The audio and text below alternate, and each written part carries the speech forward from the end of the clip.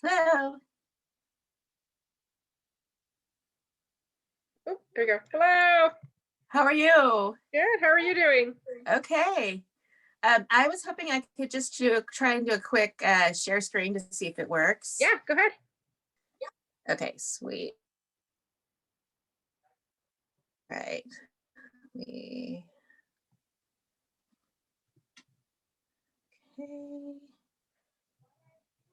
And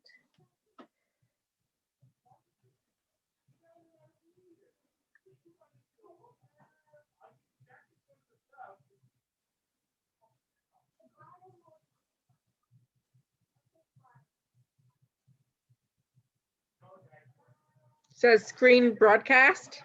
yeah, so which means then that I think, okay. All right. So can you see this now? The Yes, yeah, I see first your slide. slideshow. Okay, so yeah. And then I'm a little talking head, right? Basically somewhere. You are not yet, but what I'll do is pin your screen first. So let me see how to do that.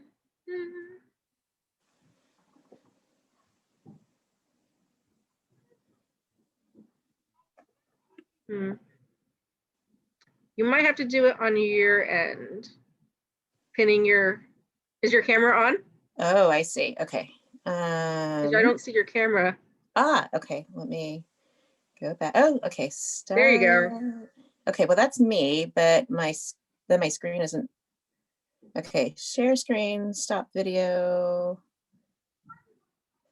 Okay, so you can see me now, but I'm not in my presentation right now. No, and so what I'm gonna do here is spotlight it for everyone. So that way you'll be the highlighted speaker. So then everybody should be able to see you like side by side. Okay, so I'm gonna go back to my presentation so you can see that now. Okay, great. I am still really new to the virtual presentation world, so just wanted to check on that. Yep, I think that it is working. I can take a look at how it looks on Facebook too. Oh, okay. Pop on over there and give it a look.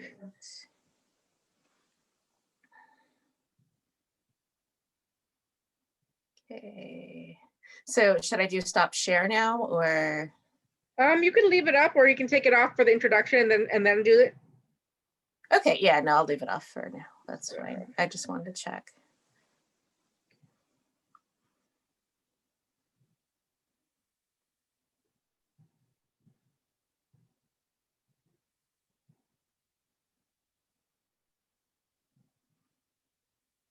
Let's see.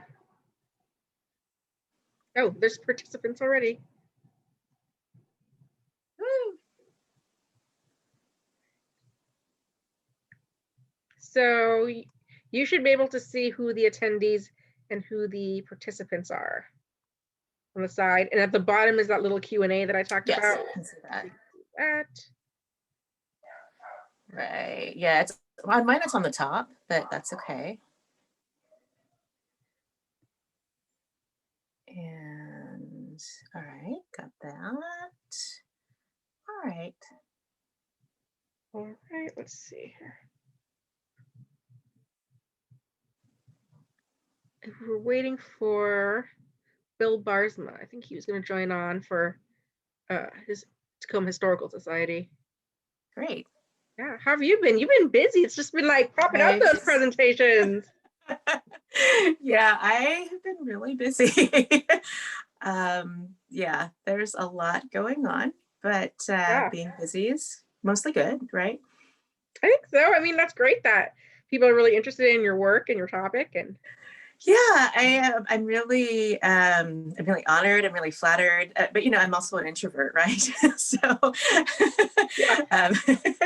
I really like doing events, and I like speaking. And then I need to go hide for like a week, and then You're gonna need to take 2 weeks off then, because I think you did a presentation every day this week, right?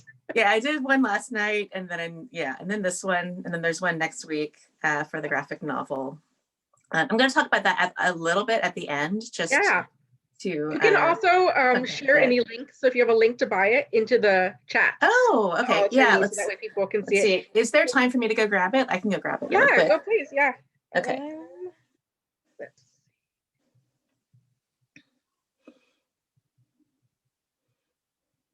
Okay, so I'm going to stop my video. I'm still here though.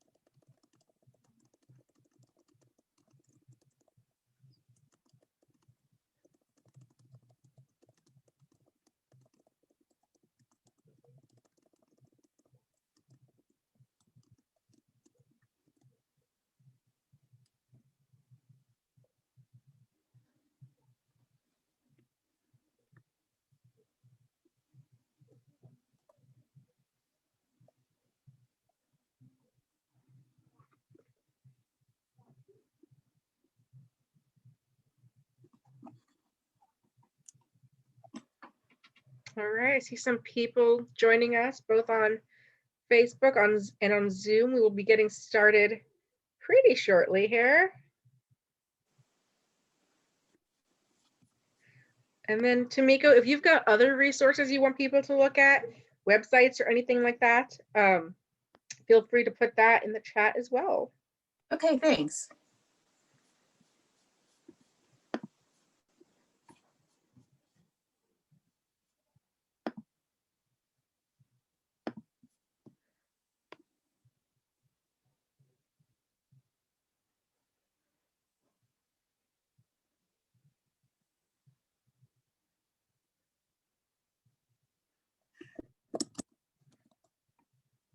Hi, Michael.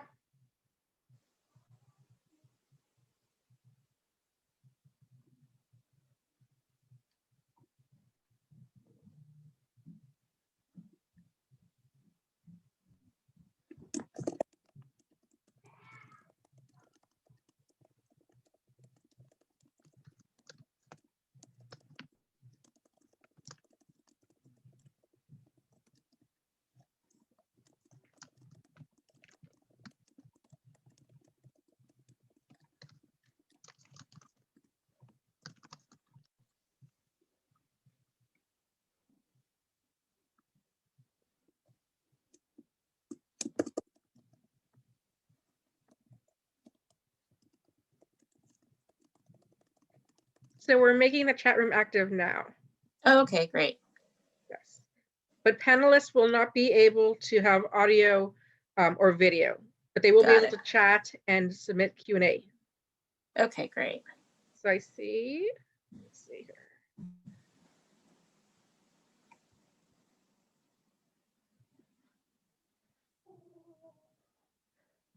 Yeah. How have your kids been, Lauren? Oh my gosh. Daycare closed and my son's in first grade and he's like, I want to drop out and be a YouTube star. So that's where we're at. It's like, you gotta learn to read first. At least he sees potential in a digital world. Oh yeah, definitely. He's begging for a YouTube channel. And we're like, no. Oh my gosh. First grade? He's 6. And I'm just like, you're not gonna get on the internet. That's so cute. Yes. How about you? Oh yeah. So I have a 7th grader and a 10th grader. And yeah, they're hanging in there, but they really miss school, their friends, all those in-person things. And my heart just goes out to their teachers who are just heroically, you know, pushing through. I mean, picture my middle schooler's 7th grade, like orchestra teacher. Oh man, yeah. Right? Yes. Yeah, it just can't be easy. Is that your mom in the group? We have a mom. Oh, the attendees. It could be, not yes. my mom. Michael, is Bill Barsma joining us?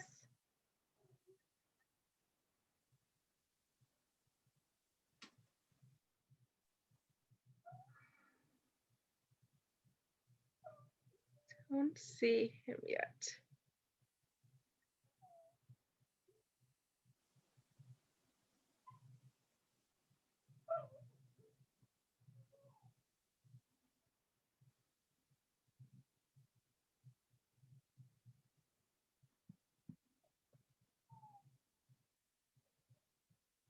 Is that you, Bill?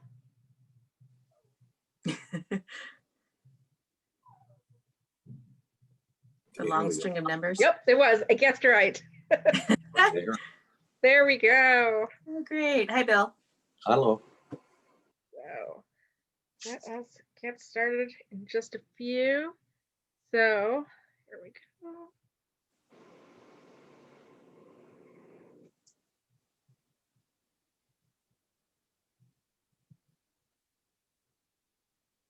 Give people a few minutes. I'm monitoring our Facebook live stream and the Zoom stream. So that's a lot. I'm looking between different screens here. Oh my goodness. See who's.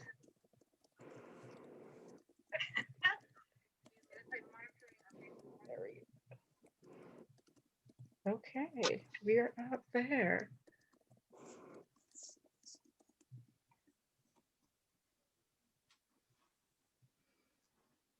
Yeah, I've got at least one person who who went to my talk last night. So I just told her, sorry if I repeat a little bit of material.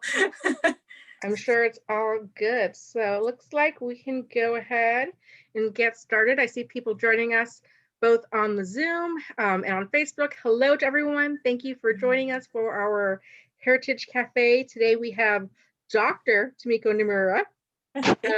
She is a local Tacoma historian. She's got a background in literature and American ethnic studies. And in 2014, she started working on the Japanese American story in Tacoma. And she has since organized the annual Day of Remembrance. Let's see here. She's got so many things going on. She just wrote 2 books. I don't know when she had the time. She published ROSA FRANKLIN, A Life in Healthcare, Public Service, and Social Justice. And We Hereby Refuse, a graphic novel on the Japanese American resistance. So a lot of exciting things to talk about. And I know she's been very busy giving talks all week. So we're happy to have her. Let's see here. She's also a writer for HistoryLink. So many of you may have seen her there. And then we also have the illustrious Dr. Bill Barsma, former Tacoma mayor and current president of Tacoma Historical Society. Thank you, Bill, for joining us. So Bill, do you have a few words about Tacoma Historical Society before we throw it to Tamiko? Well, sure. First, we're pleased to be a part of this and be sponsoring this very important talk. I'm looking forward to this with a great deal of interest. Just to let people know, the Tacoma Historical Society's museum is now closed for obvious reasons for the time being, but we have moved to 406 Tacoma Avenue South, very close to Wright Park. We have twice the square footage that we had in our prior location on Pacific Avenue. And once we reopen, we open our doors Wednesday through Saturday. We certainly welcome people to join with us. One of our exhibits that we've returned, Dreams That Matter, the story of social justice champions in Tacoma and how they contributed to making our city a better place to live. So let's get on with it. I'm interested in hearing our guest, our premier speaker, I should say. Awesome. Oh my gosh. Thank you. Tamiko, we will let you take it from here. Okay, great. Thank you. Just to give me a second while I get my screen going.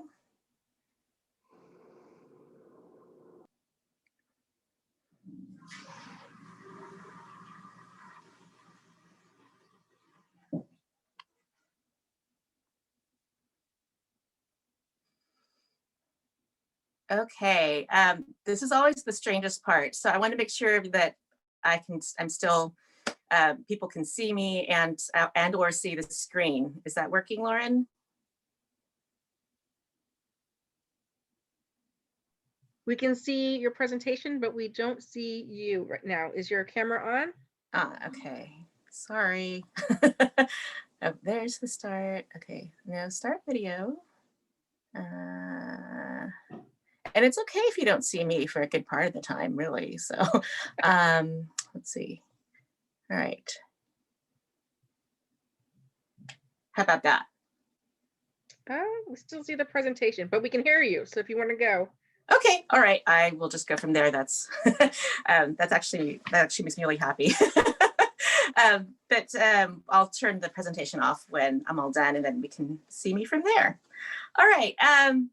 Hi, everybody. Thank you so much for coming tonight. I know it's dinner time for a lot of folks, crazy time of year.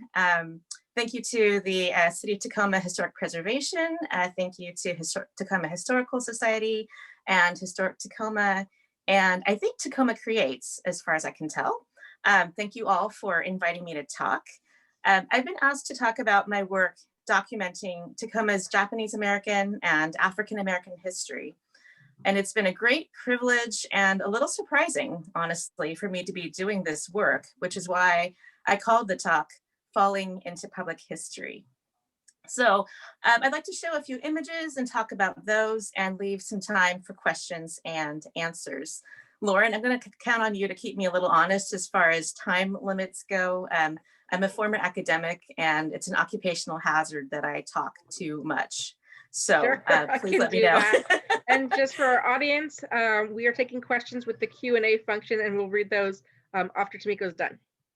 Great, thank you. Okay, so yes, I call this talk Falling into Public History. I really came about this work through a roundabout way, but I've been really honored and just really moved by what I've been able to document and find.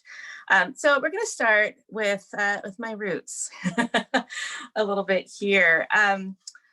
This is just a couple of family snapshots. On the left, in the very center standing, is my dad. He's a second generation Japanese American. He is surrounded by his family. My grandparents are seated in the front, in the middle. I have aunts and uncles surrounding. My cousin is the baby that's being held there. On the right is my more immediate family. You can see me smiling in the middle there. My little sister Teruko, who is an artist and just moved here to University Place. My mom is hiding behind a fan. She's Filipina American. And then standing, you'll recognize my dad. My dad passed away when I was 10 years old. And a lot of my work, I think, tries to work with Japanese American heritage, history, and culture in some ways to stay close to him. Because my mom is Filipina and my dad is Japanese, I'd always had something of a cross-cultural existence, but I also had a sense of really deep roots and history, and a real deep sense of the Japanese American wartime incarceration. All the folks pretty much, except for the baby that you see on the left, were incarcerated during World War II for being Japanese American. So that's my roots. We're going to flash forward from me as a little kid to where literature and history meet. And this is where I think my urge to do history came from. I went to UC Berkeley, which is pictured on the left there. That's Wheeler Hall, where the English department is. I have 3 degrees, but they're all in English, not in history. And I think a lot of my urge to do history came from this conversation that I had with my honors thesis advisor. So during my senior year at Berkeley, I was climbing the 4 sets of stairs to get to the top of Wheeler Hall there on the left. And I went to see my thesis advisor. And I told him though he'd approved my topic months ago, he knew what I was writing about. I had a problem. I was writing about two third-generation Japanese American authors whose families had experienced camp.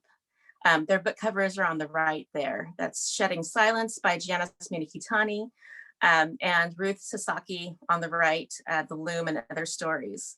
And I was writing about silence and memory. Silence as something tangible that could be broken, silence that could speak. And it was particularly silence that so many of those who experienced incarceration during the war preserved for decades. My family was not one of these families, but a lot of Japanese American families did not speak about their incarceration for years. It was too shameful, too painful, too traumatic. So when I went to go see my thesis advisor, I had come across this problem. I was writing along, and realized, and I told him this, that I had to include some history. And this really took me by surprise. It takes me by surprise now that I had to include some history, and that was a problem. Luckily, I was with one of the thesis advisors who would tell me this. He said, absolutely, you should include some history. But he also said this, and I'll never forget this part. He said, just remember, not everyone in this department would let you do it. And that second part really, really stuck with me. I was so shocked that, I was at Berkeley, which was this, supposedly revolutionary place. There was People's Park just blocks away. Students at Berkeley were still, walking around with, recycle or die posters by the student union. And these are the things that drew me towards that campus. So it surprised me that I was in this place where my beloved English department might tell me that including some of this history for context would be a problem. So from that conversation, I took away the power of stories, the power of stories that have been suppressed for so long. And it also made me think about historiography, or the power dynamics in history, right? How history is written. And for the Hamilton fans, I'm going to quote a little bit out there. Who lives, who dies, who tells your story? So I went on to graduate school. I got my PhD in English, but I also had training in American ethnic studies and African American literature and culture, which gave me a foundation for studying race in this country. But it also gave me a foundation for thinking about the importance of communities that we study and that we work with. So after that, I came down to, after graduate school at UW Seattle, I came down to Tacoma. I'm calling it a bad breakup with academia. And I started working in community journalism. So these are just some of the places that I started writing for and have written for since. I did book reviews, I did arts writing, I began building a portfolio. One of the first articles that I published was called Why Ichiro's Departure Makes This Nikkei Girl Sad, back when Ichiro Suzuki left the Mariners for the New York Yankees. Discover Nikkei is a project by the Japanese American National Museum. It's published all over the world in 4 different languages, wherever the Japanese diaspora exists. And after writing this article, the editors asked me to write a series of articles, and they commissioned a series of articles from me, and have done so ever since. I think I'm on my 7th or 8th year now of writing for them. I've also written for the International Examiner, which is an Asian American newspaper up in Seattle, and for the North American Post, also located in Seattle.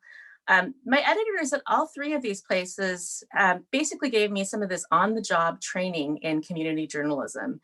And it was very similar to my training in American ethnic studies. It was go out into the community, meet people, build relationships, document their stories.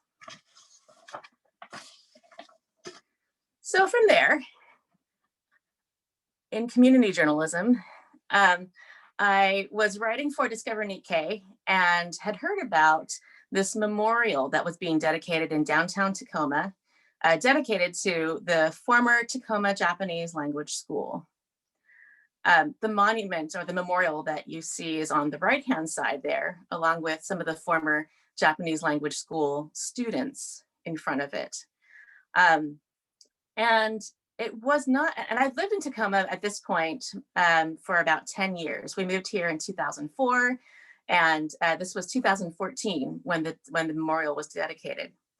And I'd heard about this memorial dedication and the Tacoma Japanese language school, and this was the first that I'd ever heard of Tacoma's Japanese language school. And it just blew me away. And I thought, wait, we had a language school? And I had missed being around a lot of other Japanese Americans. And when I went to that memorial dedication, that was the most Japanese Americans in Tacoma that I'd been around in my 10 years living here. In doing some research for the memorial dedication, I came across this map on the left-hand side there. And it is a map, hand-drawn by journalist Kazuo Ito of Tacoma's former Japantown. And I never knew until then that a map could really break your heart.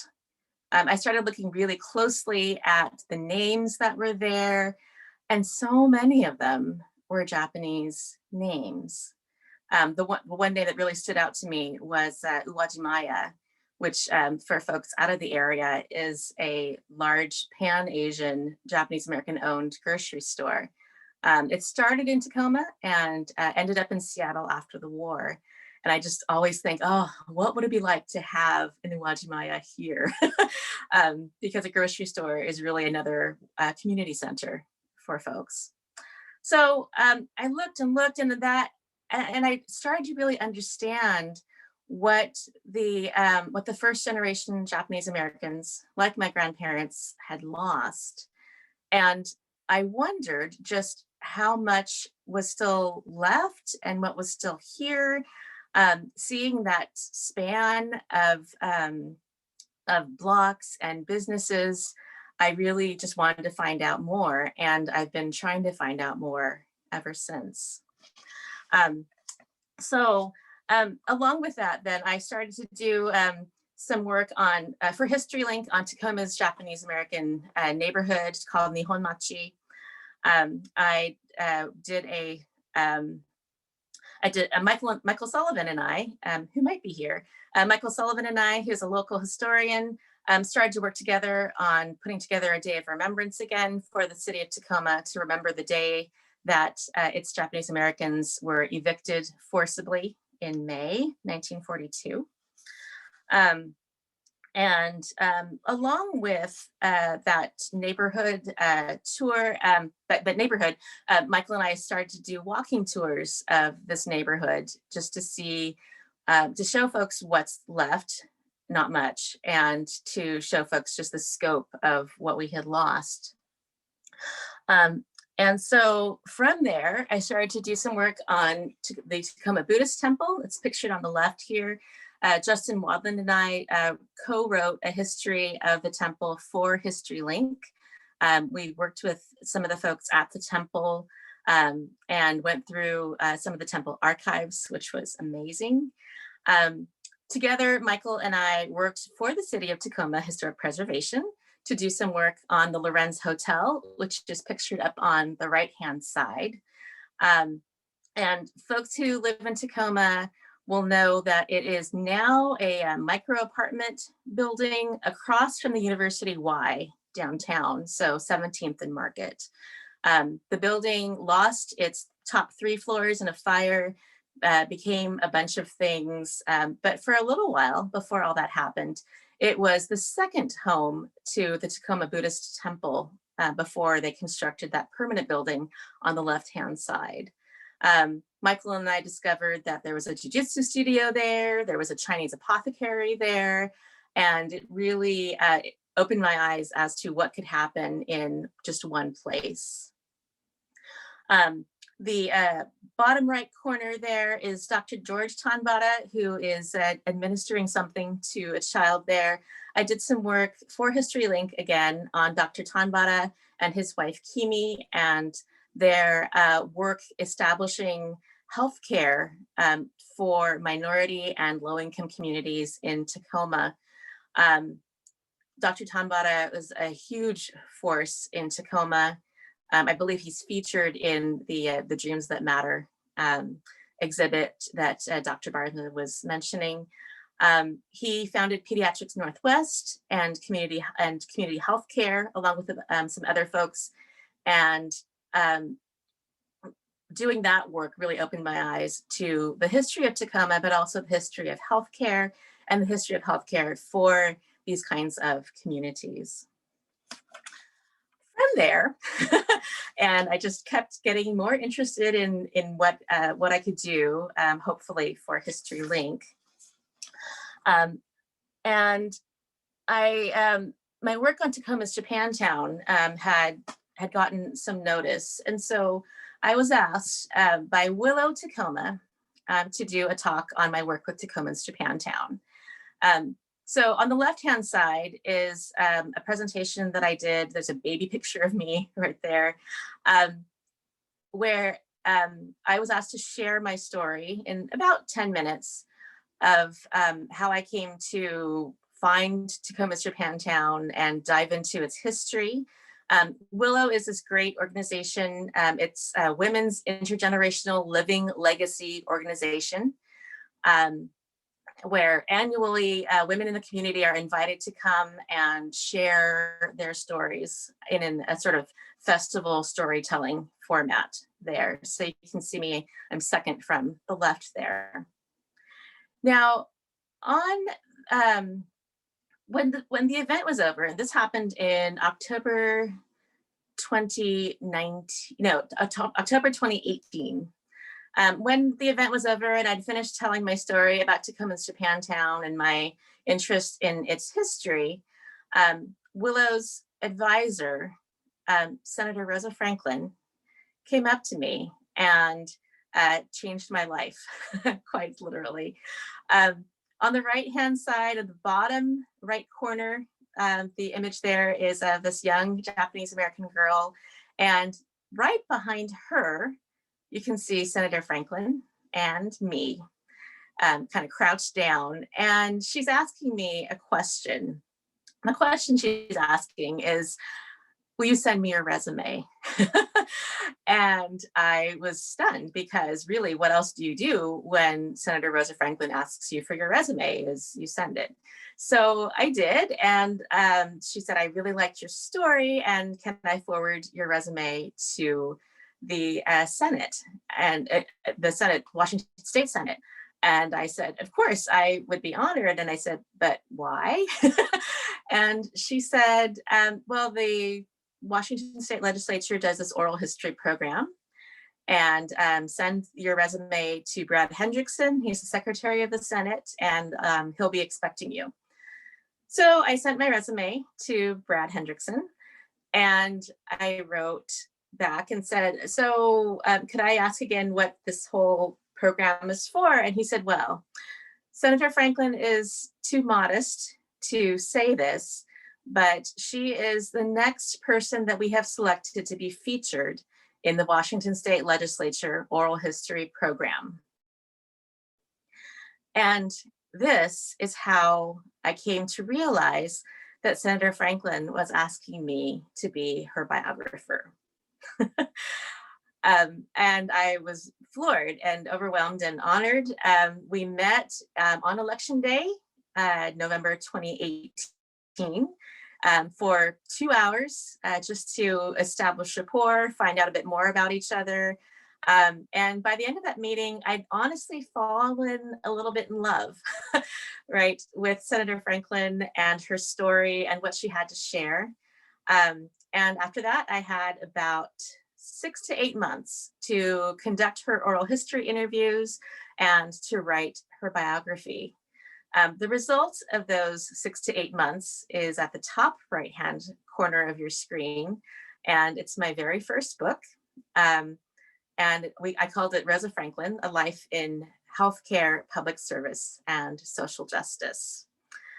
For those who don't know Senator Franklin, she had an amazing 42-year career in healthcare, all kinds of healthcare. She was a cadet nurse at the end of World War II, lived in Germany for a while, lived in New York for a while, and eventually moved to Tacoma a couple of times. The second time stuck. And she spent time working at a couple of several healthcare facilities in the area, and then spent 20 years in the Washington State Legislature. And she was the first African-American woman to be elected to the Washington State Senate. So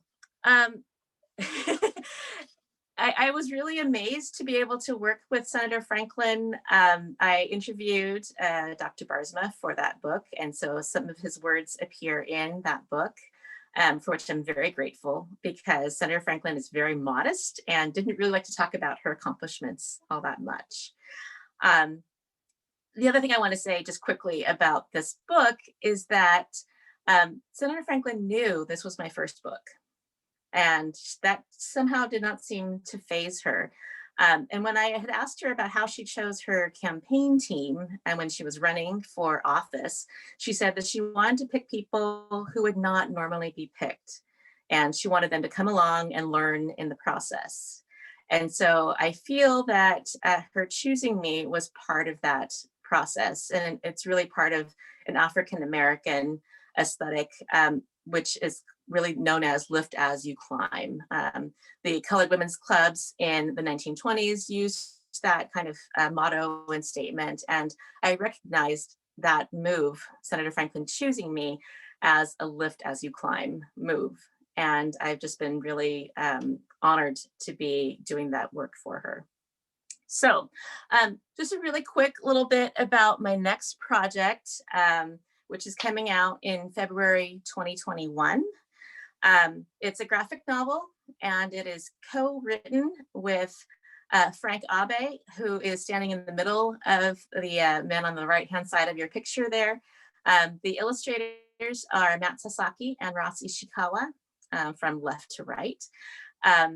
And it is a co-written graphic novel. It'll be published by Chin Music Press and the Wing Luke Asian Museum.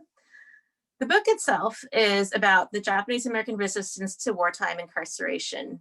And it's not a story that is widely known, and it's not a story that is widely really distributed or publicized or honored in some corners by the Japanese American community. So we're going against the grain here in certain ways, but in others, I think folks will find these stories very powerful and moving. We focus on three main characters, understanding that these are real people. Three main characters. The first one is Jim Kitsu from Seattle, who was pictured in the cover image on the left-hand side there. Jim was basically, he tried to enroll but was in the military, but was refused a couple of times. And from Minidoka, he resisted when the government tried to draft the young second-generation Japanese-American men into the army. He argued that his status had been changed to enemy alien, and therefore he could not be asked to serve in the military. The second main character is Mitsuya Endo from Sacramento. Her decision to be named in a Supreme Court, in a court case that went all the way to the Supreme Court, basically resulted in a number of things, including the closure of the camps for everyone. Her story is not widely known. People are more familiar with Minoru Yasui, Gordon Hirabayashi, and Fred Korematsu. But Endo's case was the only one which succeeded at the High Court, and she won unanimously. At the bottom right there is Tule Lake, where my dad and his family were incarcerated during World War II. The other thing that we talk about in the graphic novel is the long and complicated history of resistance and dissidence at Tule Lake. It's known as kind of the troublemaker camp, but we try to provide more context and reframe what's known as the narrative of disloyalty for Tule Lake. So the last thing I just want to talk about here. So the things that I've learned here, there's just a picture of me and Senator Franklin there. Some things that I've learned. First of all, I've learned that there's a real hunger for public history in our area, and I had not really expected it. There's a passion for learning the story, the place, the objects, the moments made accessible. And so people keep writing to me about Tacoma's Japanese American neighborhood, partly because they are looking for their family roots. A lot of Tacoma's Japanese American folks moved away after the war and did not come back. And their descendants are now trying to trace where they were or where their families were in Tacoma. And the walking tours that Michael and I have done have been really popular. The first one we did, we thought maybe there'll be 25 people, 90 people showed up. The second and third tours had close to 250 people. There's a lot for folks to learn and to be made aware of, and they're really excited about it. The second thing that I've learned is that there is a need for public history by and about people of color. We need to not only see ourselves in the history that's being written, but that we also need to see ourselves as the authors of that history. When Senator Franklin was chosen as part of this program to be featured in the Legislative Oral History Program, she was the first person of color to be featured. And by choosing me, she made me, I believe, the first person of color historian to be writing this work. So, this is 2020. This happened in 2018, 2019. I really hope that more folks can be interested in writing this history. And the third thing that I wanted to mention is that I think that historic preservation and American ethnic studies can actually work together, and the preservation efforts might look different.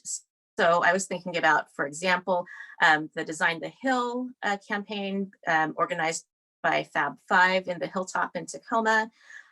People who are involving the populations there and the stories there, and that there are some efforts to preserve. I've heard Nettie Asbury's house in the Hilltop. I'm also thinking about the Puyallup tribe, who's been putting out videos and resources for those of us who want to learn more and to think about that history.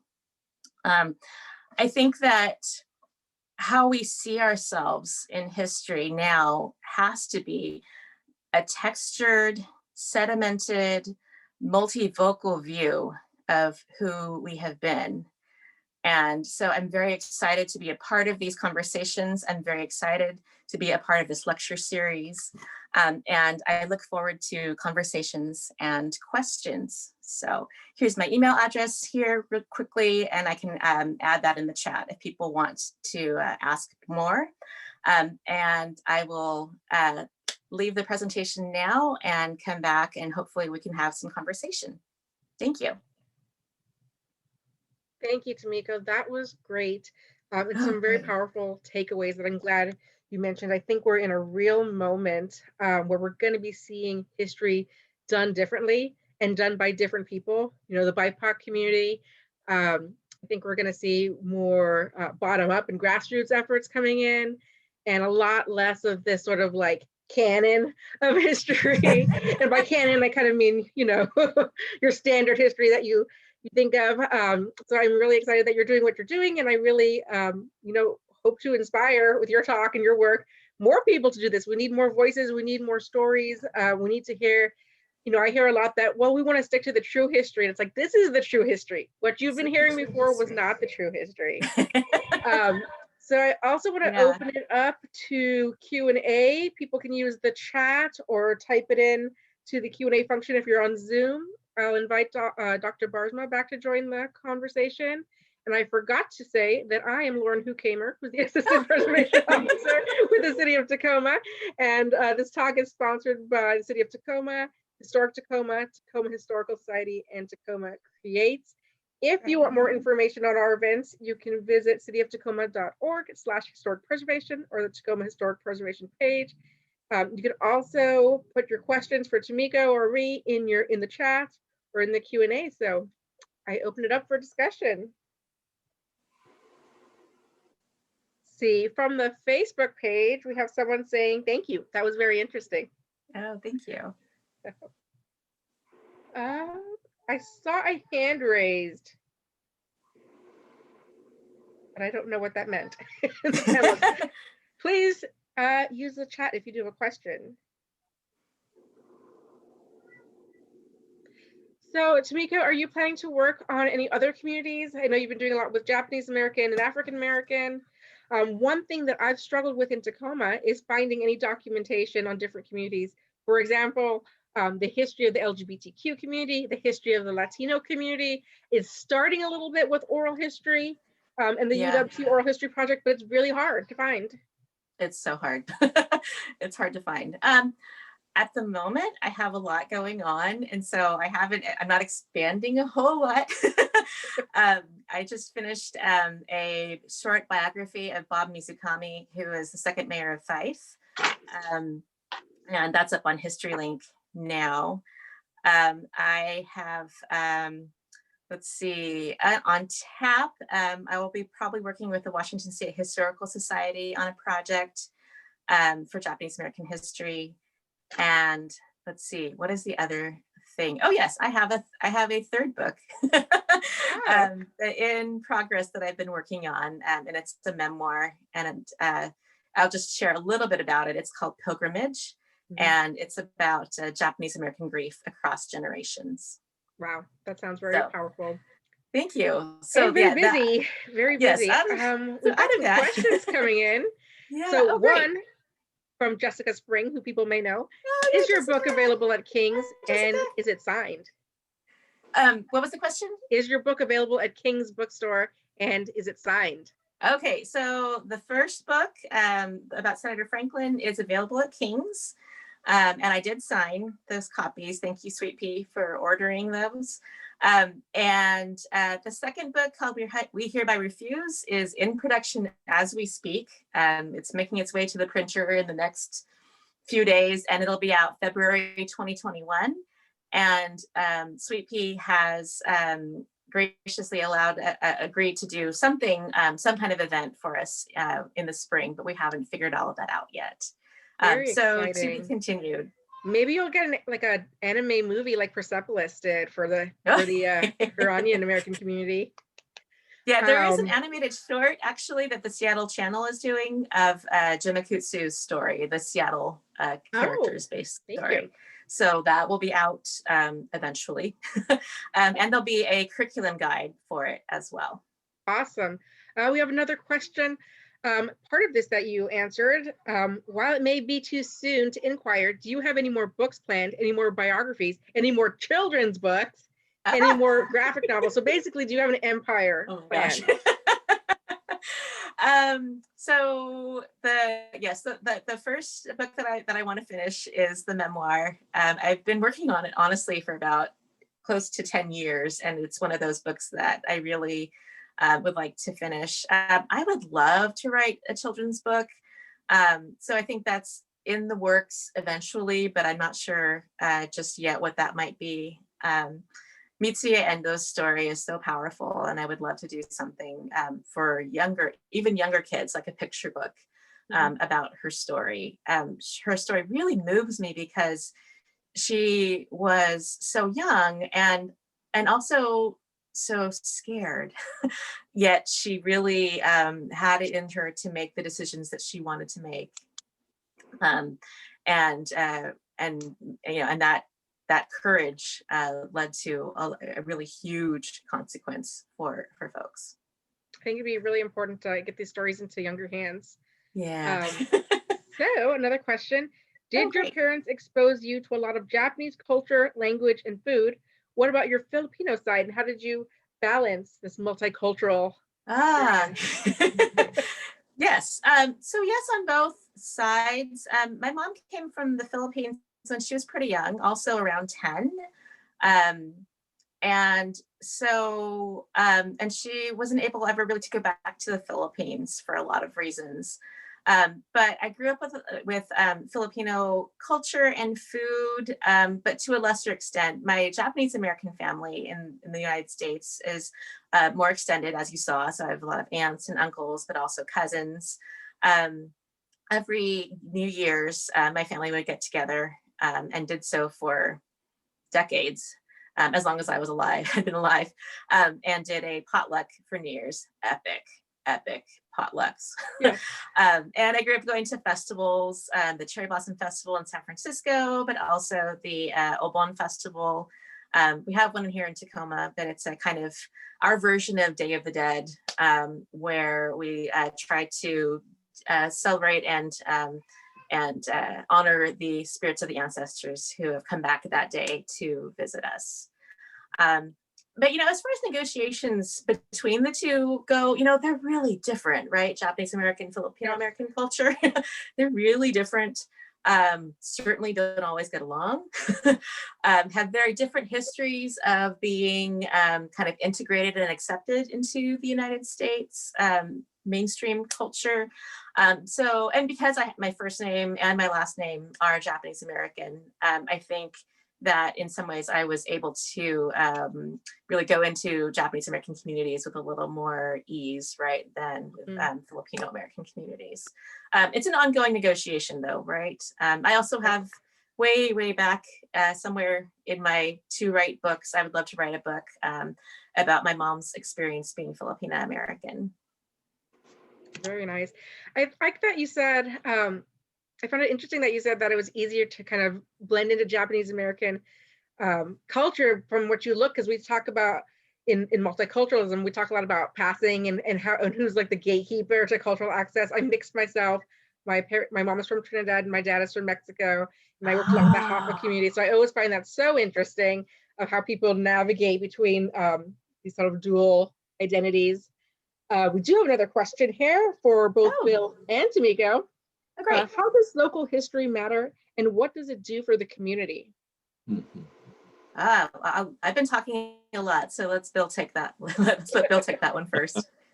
Well, I mean, it's a broad question, but I want to kind of circle back to observations that were made earlier in our conversation. That is, I think Lauren commented about the importance of understanding the history of the LGBTQ community.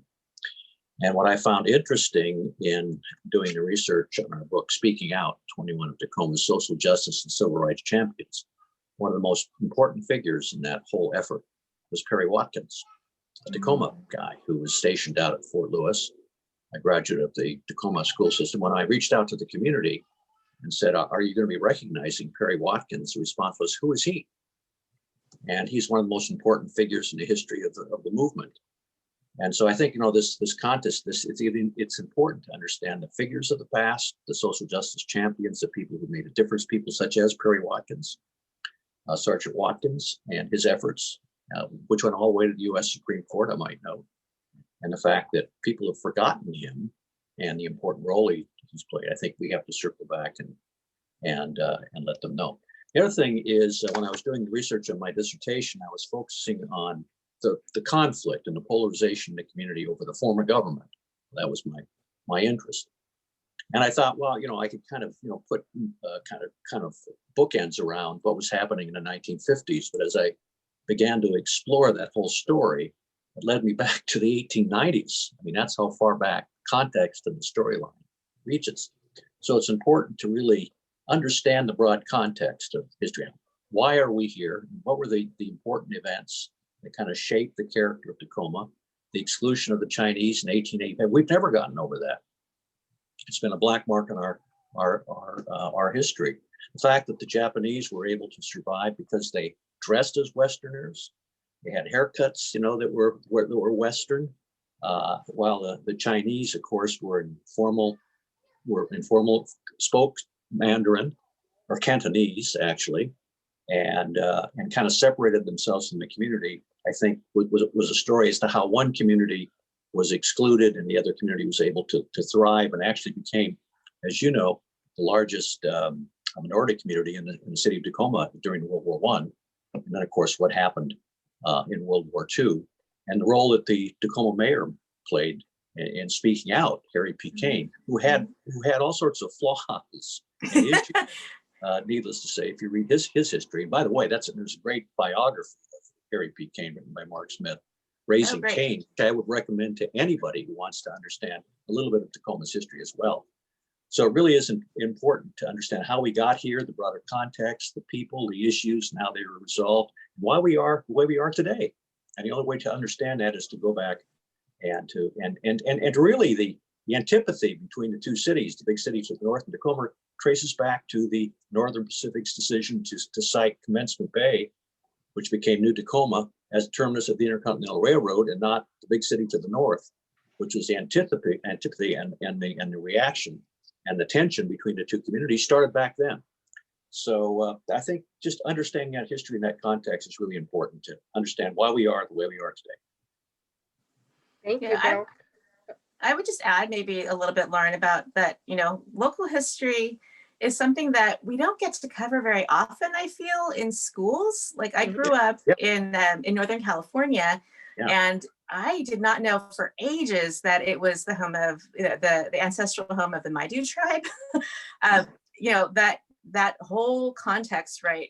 Even when we were studying California history, was something that I really just did not realize. And so, when I was talking and just beginning my whole Tacoma Japanese American history journey, I was talking to my friend Carrie, who does my hair downtown in Tacoma, and she said, "What are you working on?" I said, "Oh, I'm working on this thing about Tacoma's Japantown." And she said, "What?"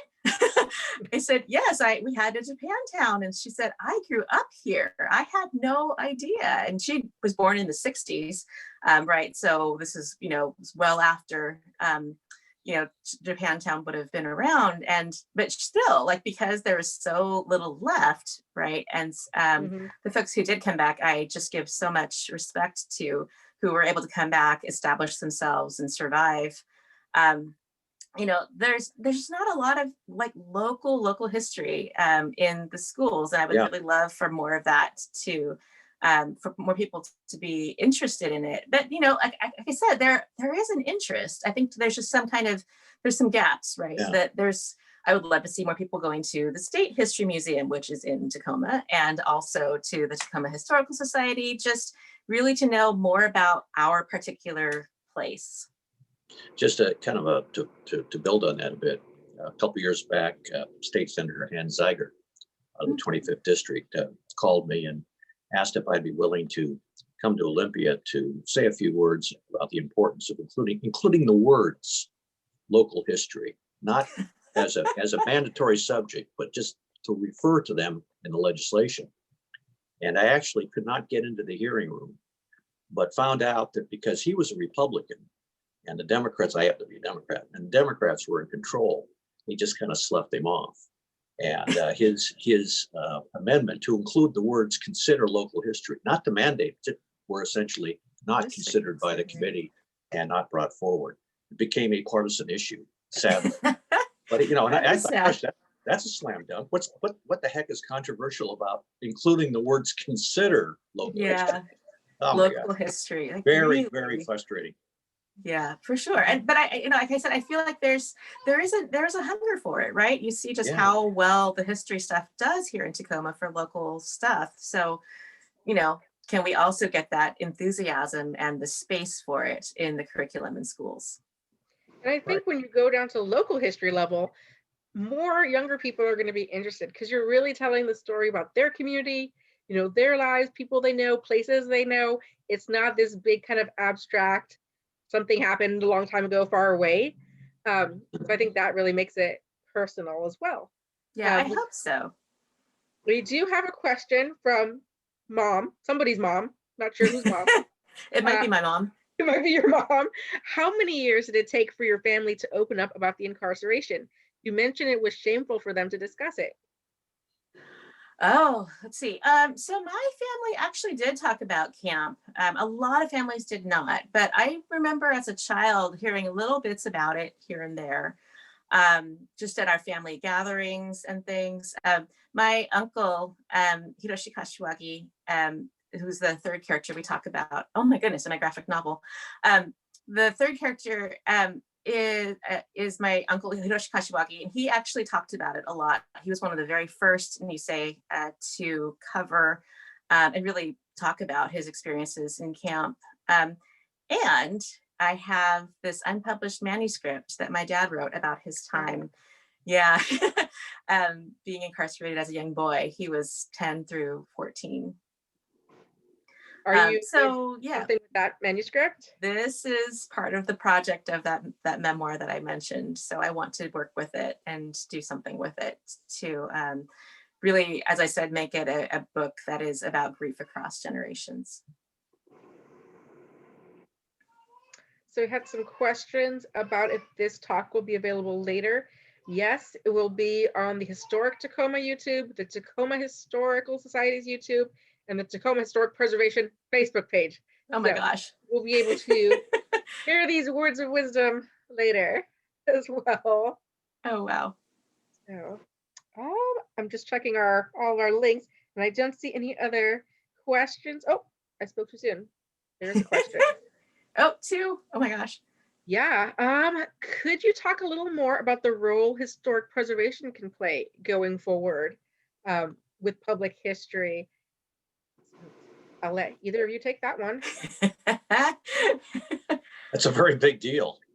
That is a very big deal. Yeah, we've lost so much of our history by the wrecking ball, and there have been really close calls. When I was back working for the governor's office way back many years ago, the Union Station was a wrecking ball away from oblivion. Right. And there was some citizens who came together to save our station, to organize the community, to make a real effort to save that. And if it weren't through the efforts of Governor Gardner to begin with, and State Senator Ken Mattson at the state level, that helped stabilize the building, and then Norm Dix to the rescue, that building would have been lost forever. And there are others close calls, and then there are some, not only close calls but disasters. The Great Municipal Dock, which is a treasure for the city. There's a long history about how that was built and the role that it played. And through benign neglect on the part of the city, that structure was lost forever. How sad. Albers Mill. There's the Tacoma Japanese Language School, right? That too, thank you. And add that to the list. And of course, Albers Mill, which was the last remaining, story of what was on the city waterway, later the Theophos waterway, that was again a wrecking ball away from oblivion. That took the efforts of Sandra Purcell, and she rallied the cause, and the Marie Morgan Bridge, which I take some credit for as a mayor, became a top priority for me to preserve that link to the Puyallup Peninsula. There's so many, grand homes that have become parking lots, believe it or not, behind churches. I can think of one. Okay. By the way, we do, of course, each year. We couldn't do it this year. We have they tour historic homes, give people some sense of how people lived back in the 1880s and the 1890s. That's a gift that we share with the citizens of Tacoma. Those homes that remain. So, historic preservation extremely important. And I give credit to the city and the commitment the city has made, and some of our past council members, I think of Bob Evans and Bill Evans, both same last names, but neither one, they weren't related, but they were related in the sense of their commitment to historic preservation. Those champions in the past have really made a difference. So it's very important. I'd like to take it even broader too. I recently attended the National Historic Preservation Conference, and it was so great to see the level of diversity there. When I attended my first one 10 years ago, I think there was like 3 Black people, and so to see the level of diversity where it's grown to, and also to see all of the topics really talking about anti-racism, decolonization, commemorating Native American cultural spaces. I think the conversation is finally changing all through the field, not just sort of in the grassroots, because it always has been there in the grassroots, but really changing all through the field to include, not just these grand state buildings, but to really look at our third places, or places where people live, work, communicate, places that were important to, immigrant communities, women's history, children's history, LGBTQ. I think we're seeing a lot more of that, and a lot more shift away from only focusing on big civic buildings and mansions, which are great. I love me some mansions, but really telling that tell the story of all of our different communities and our different diversity. So I'm excited to see that in the field of preservation. Yeah, I feel like, historic preservation has this sort of veneer, right, of, it's about this kind of stodginess, forgive me, Lauren, but, it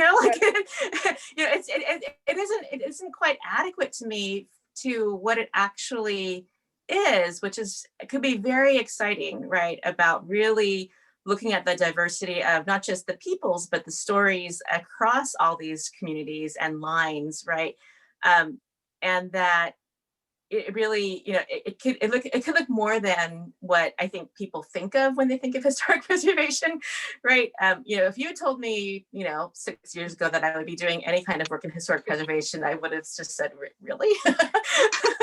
But I think, that as I've done these kinds of deep dives into stories of places, people, buildings, I've become really excited. And I think there is an enthusiasm, as I kept saying, for what that is. So I think you kind of harness the energy of public history, right? And kind of marry it hopefully to the resources, right? And the leverage that historic preservation has. And that can be hopefully very powerful.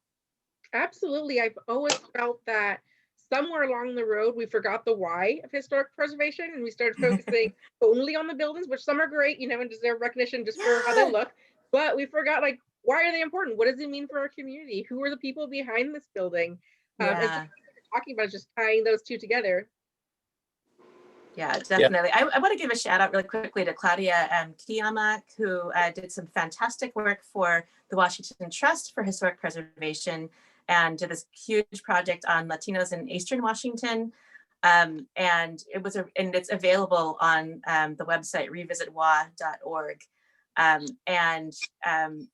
Historic preservation in that project looked like, I think places like a gas station, right? Or a community center, right? It didn't look like necessarily always the kind of, marble mansions, right? That we might be used to thinking about when we think about historic preservation.